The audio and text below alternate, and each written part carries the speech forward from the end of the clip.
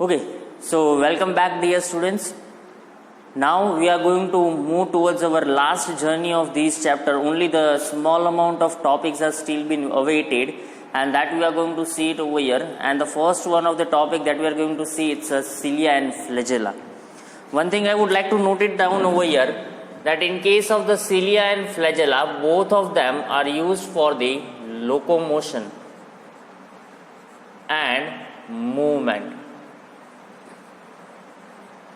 So both of these, the cilia and flagella, both of them are used for what? Locomotion as well as for the process of movement. In these case, if we write it down, the difference between both of them, so look it very carefully, what the difference we can write it down. Here the cilia is there and here the flagella is there.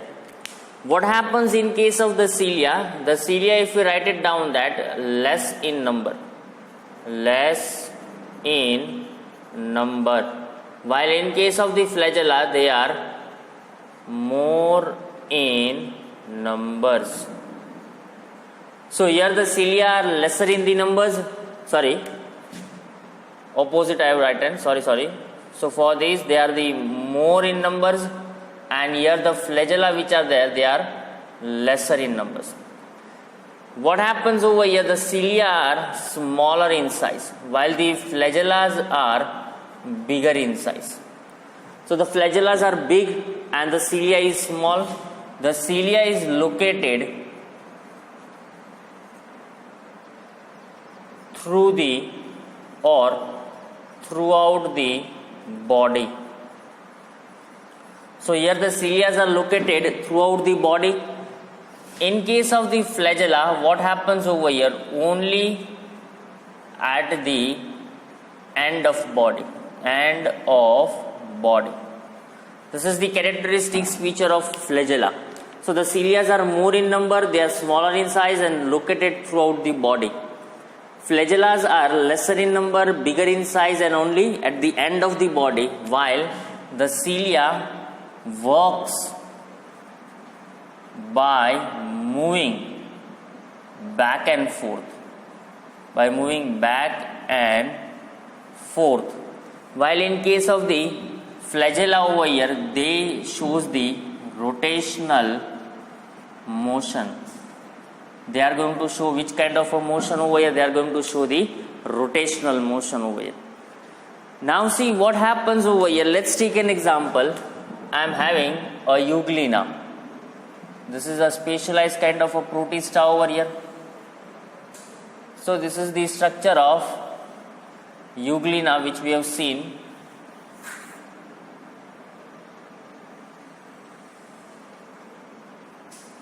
Let's take an example. This is the portion of euglena over here. At the center one, there is a presence of nucleus because this is a protist, and here it is surrounded by a vacuolar like structure, and this is an food vacuole, because we have studied in the last lecture that the protists are having which kind of a vacuole within surrounding them. These are having the food vacuole or the contractile vacuole. What happens from the one side, a specialized kind of extension is going to be added over here, and these extension which are going to be added, they are been termed as an flagella. So here what is been formed, this is the part of flagella. Next to these case, if we talk it about some of these cells over here, let's take an example. I am having ciliated epithelium. These are which epithelium over here? Ciliated epithelium is present over here. So these are the portion of ciliated epithelium, and here there is a location of nucleus. At the upper surface of these ciliated epithelium, there is a location of small hair-like projections, and these small hair-like projections are been termed as in what? Cilia. These are the cilia. If we look to the structures of these cilia and flagella, in case of eukaryotes, one thing I would like to note it down, that in case of eukaryotes, these locomotory components are made up of microtubules. They are made up of microtubules, and next to these case, in case of prokaryotes, they are made up of flagellin protein. These are also the microtubules. These microtubules are made up of tubulin proteins, and these are the prokaryotes in which protein is going to be satisfied over here? Flagellin protein. When we draw the cilia and flagella, we can see it out. The structure of cilia and flagella similarly looks like this over here. Look at carefully that how the cilia and flagella are arranged into the portion of some of the organism over here. As we see the arrangement of cilia and flagella, we are studying for the eukaryotes. We are going to see for the prokaryotes also, but we are not going to move into the detail about the prokaryotes. We are going to look for only the what? We are going to look only for the eukaryotes over here. So almost 9 microtubules are going to be arranged. So here, this is the first microtubule. I am just putting a dot. Second, this is the, here I will be drawing third. This is the second. This is the third. This is the fourth one is going to come. This is the fifth one. 6, 7, 8, and this is the ninth one. So here you can see it out that almost the 9 microtubules are arranged into the circular manner. This I have drawn only for your convenience. See. So how many microtubules are going to be arranged over here? 9. Onto the periphery. Yeah? This is the periphery of this.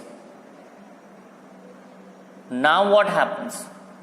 Inner side to these, if we see it out, almost each of these peripheral microtubules are in a duplex.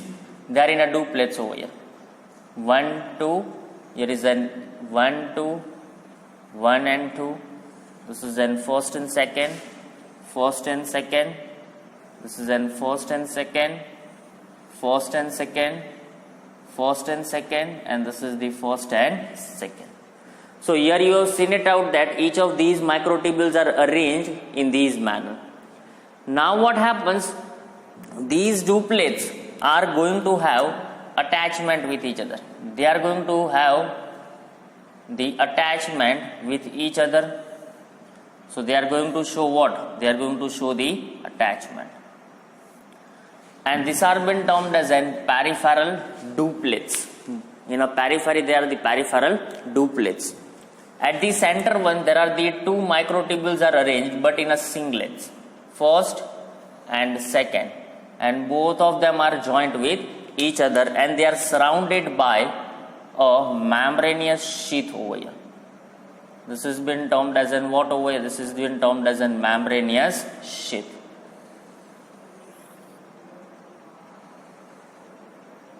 So here there is a location of portion of membranous sheath.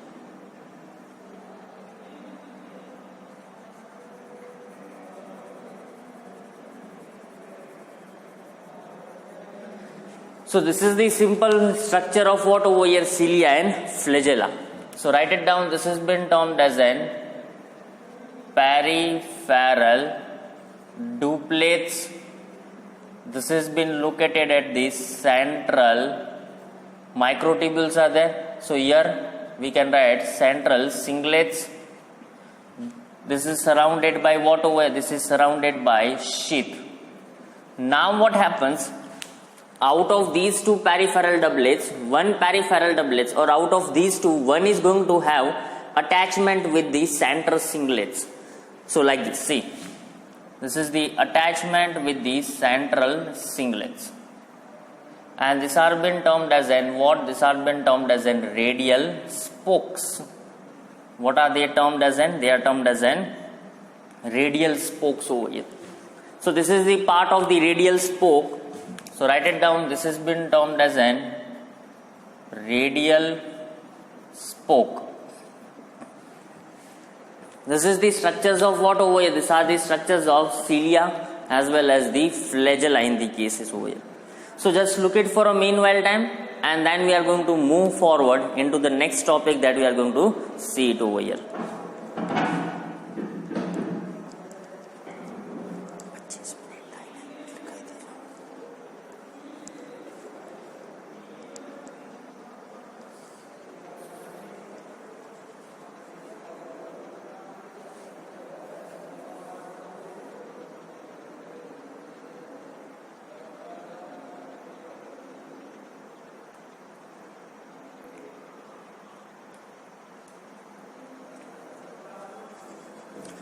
Okay, well dear student, let's move forward into the another portion that we are going to look it over here.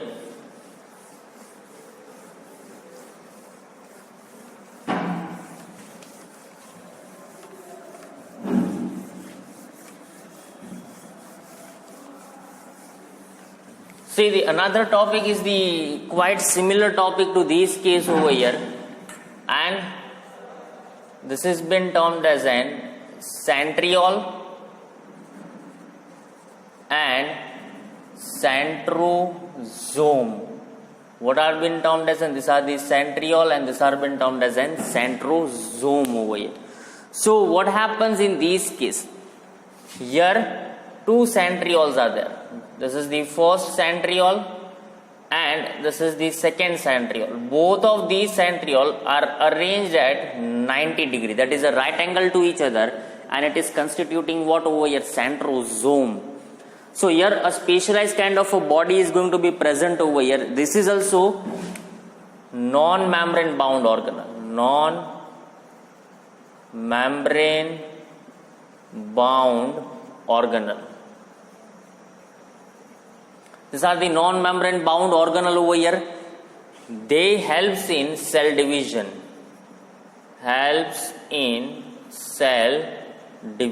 So here the division of cell is going to occur with the help of what over here? Centriole and centrosome.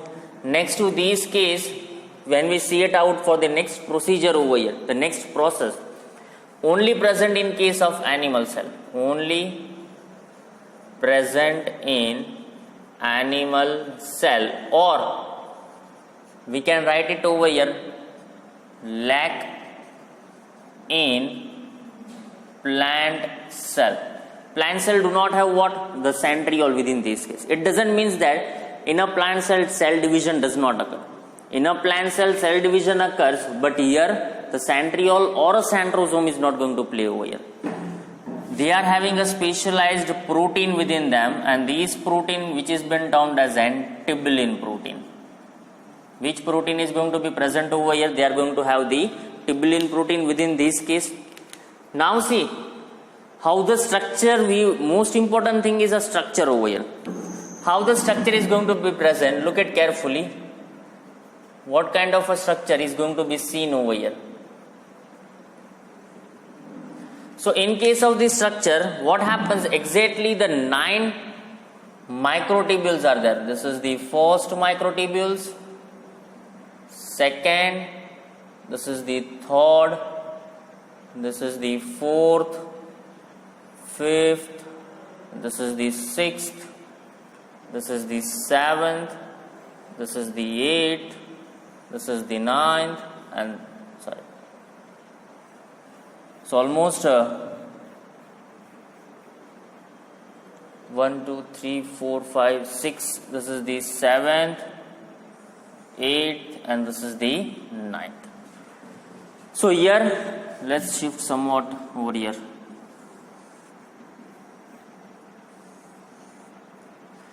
So almost these are the 9 microtubules are going to be present in the case of peripheral structure. They are present in the case of what over here? They are present in the case of periphery. Now in the earlier structure, that is in the structures of cilia and flagella, the key point I am placing over here, in case of cilia and flagella, 9 plus 2 arrangement is there. In the sense of what? 9 at the periphery and a 2 at a center one. What happened in this case? The 9 at the periphery is there, but these 9s are in a triplet. So here, first, second, and this is the third, first, second, and third, first, second, and third, first, second, and third, first, second, and third, first, second, and third. This is the first, second, and third, first, second, and third, and same first, second, and third. So here almost this kind of arrangement is there. Now the third attaches to the first, or first attaches to the third, like this. Third attaches to the first, third to the first or first to the third or first to the third. So here these kind of a mechanism which we can observe over here in case of structures of cilia and flagella, like this. So here it is the arrangement of centriole over here, and at the center one there is a location of hub. We call it as an what? Hub. And all of these are attaches to the hub. Out of three, one of them, the first one is going to attach to the what over here? Hub. So these kind of arrangement which we can observe over here, like this. Here that is been termed as an peripheral triplet. Now this is the attachment between them, and this is one been termed as an what? Central hub. The central hub is also made up of what? Proteins. It is not made up of some other thing, but it is also made up of proteins over here. And when you look this structure, you are looking like a cart wheel structure. Cart wheel structure. So here this is the structure of a cart wheel which you are observing over here. And in case of these, centriole has the arrangement of 9 plus 0. Why? Because these are in a periphery, there are the 9 triplets are there, and at a center there is no one is going to be present. So we used to write it 9 plus 0 arrangement is going to be present over here. So this was the structure of what over here? Centriole and centrosome, which has been helping, and these centriole and centrosome play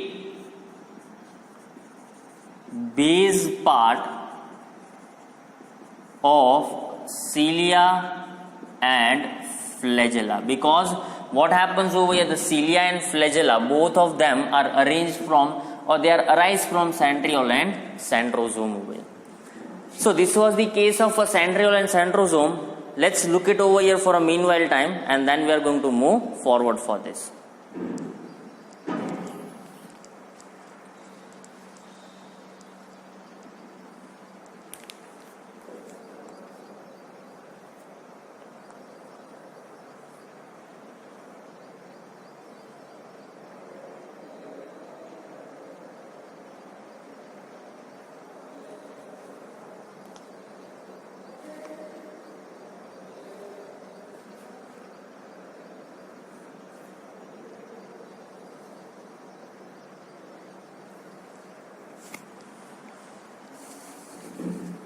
Okay, well dear students, let's move to the last part for this chapter that we are going to see it over here. One of the most important topic that we are going to look through is the portion of nucleus. It's not a hard one, but it's an important one, as I have told you. So let's note it down about the portion of nucleus, the center portion of the cell. I would like to start my discussion that nucleus absent in which case over here? Prokaryotic cell. In case of prokaryotic cell. Into the opposite, they are going to be present in eukaryotic cell. They are going to be present in case of eukaryotic cell, and they are absent in case of prokaryotic cell over here. The first scientist was the Robert Brown. Robert Brown was the scientist who first discovered the nucleus, and the discovery of nucleus was after the discovery of cell. But the cell was discovered by the Robert Hooke, but he was not able to see it out that a central something body like present is going to be have over there. So what happened? The Robert Brown, on its clear vision, he has seen that the center portion is the nucleus. When we see it out of the nucleus over here, let's look at the diagrammatic representation of the nucleus. What happened? Let's look it carefully. This is the portion of nucleus over here. Here, the membrane-like structure is there as like the same like the plasma membrane, and these membrane-like structure which is going to be present, it is termed as a nuclear membrane. So this structure it is termed as an what over? This is the nuclear membrane. Inside the nuclear membrane, there is a presence of DNA, but this DNA is in a dissolved form. This is the portion. Here the cavity is not there. Here what is going to be present? This is the presence of nucleoplasm. Composition same like a cytoplasm. And inside the nucleoplasm, within this case, DNA is in dissolved form, and this is termed as an chromatin. This has been termed as an chromatin. Within a nuclear membrane, a specialized pores are there. This is termed as a nuclear pore. And apart from this case, when you look it over here, a thick, dense DNA has been present. And this thick, dense DNA, it is termed as a nucleolus. The nucleolus contains rDNA. Which DNA is present over here? rDNA. And R is standing for ribosomal. So rDNA is now going to convert into rRNA. So the nucleolus is the active site for the synthesis of which RNA over here? rRNA. But it is containing what? rDNA. Most of the students have confusion over here, that the nucleolus which is present, it is having a rDNA. But from these, what is going to be synthesized? RNA is going to be synthesized within these cases. The chromatin which has been present, these chromatin constitute of two different things. One, it is an histone protein and plus DNA. So here the histone protein and DNA, both of them constitute, and they are going to form what over here? They are going to form the nucleolus. They are going to form the chromatin. During the time of a cell division,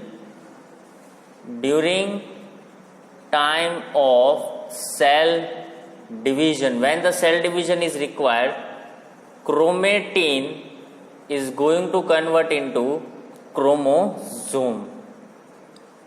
They are going to convert into the portion of what over here? Converted into the chromosomes over here. Now see, one of the most important thing I would like to make up over here, that about the nuclear pore, about the nuclear membrane. The nuclear membrane have like this kind of a structure. Let's look it over here. This is the outer membrane, and onto the inner side of these there is a inner membrane. So two membranes are there. One is the outer membrane and inner membrane. Between them a basket like structure is there. This is a basket like structure which you are finding, and these basket like structure, it is what over here? Nuclear pore. It is an outer membrane, this is an inner membrane, this is the portion of nuclear pore, and the distance between, or the space which is been present over here, it is termed as an periplasmic space, and this distance is about 15 to 20 nanometer. It is about what over here? 15 to 20 nanometer. And from a nuclear pore, what happens? Let's take an example. This is a nucleoplasm, and onto the outer side, that is a cytoplasm.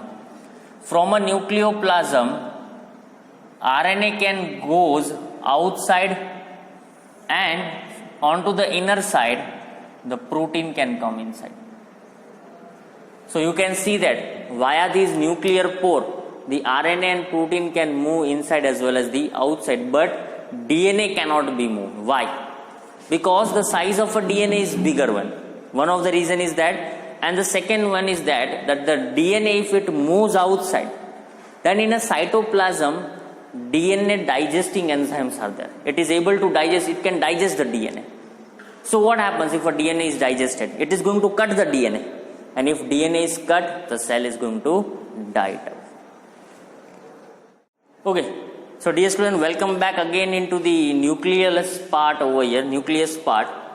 We are going to learn over here types of chromosome. What are the different types of chromosomes are there? 4 kinds of chromosomes are there. The first kind of a chromosome, it is termed as a metacentric. What happens in a metacentric chromosome? the upper as well as this is the centromere and this is the lower arm. This is the upper arm and this has been termed as an lower arm. The upper and lower arm, both of them are same in size. So hence we used to call it as a metacentric chromosome. The second one which is going to come over here, it is termed as an submetacentric. What happens in case of the submetacentric? The centromere slightly moves above. So what happens over this is the centromere, due to that the upper arm becomes slight smaller and lower arm becomes slight bigger. This is the structures of submetacentric. The third one which is going to come, it is termed as an acrocentric. Again, the centromere which has been present, these centromere slightly moves above. So what happens over here, as the centromere slightly moves above, these become quite smaller and these become quite bigger. So this is an acrocentric. And the last one which is going to come, it is termed as an telocentric. What happens as the centromere moves above? The centromere is there. These upper two arm becomes quite smaller, it is disappeared. And the lower arm becomes quite much bigger. This is the telocentric. What happens in some of the chromosome, at the upper portion, a two body-like structure is there. These are the body-like structure and this is termed as an satellite DNA. This is the satellite over here at the upper portion, not only in case of acrocentric, but it can observed in each of these cases of the chromosome like metacentric, submetacentric, acrocentric and the telocentric over here. So last portion that we are going to see apart from the chromosome over here, the last portion, and this has been termed as an microbodies. Microbodies. There are the specialized kind of a small storage granules are there. They are been termed as an what over here? Storage granules. And microbody includes what over here? This is the peroxisome. We are going to study detail in a photosynthesis all these things. Glyoxysome and another one it is termed as an spherosome over here. So this was the last portion of the chapter about the chromosome as well as the microbodies. So hope we think it out that it might be a good helpful for you guys to study these, as due to these severity of pandemic for the COVID-19. We have to go through all this thing over here. So read it very carefully. If you don't get any of the thing, you can just visualize video when it is uploaded. So again and again just repeat it out the video, look it from the textbook. Fine. Hope for your best. Thank you and a good luck.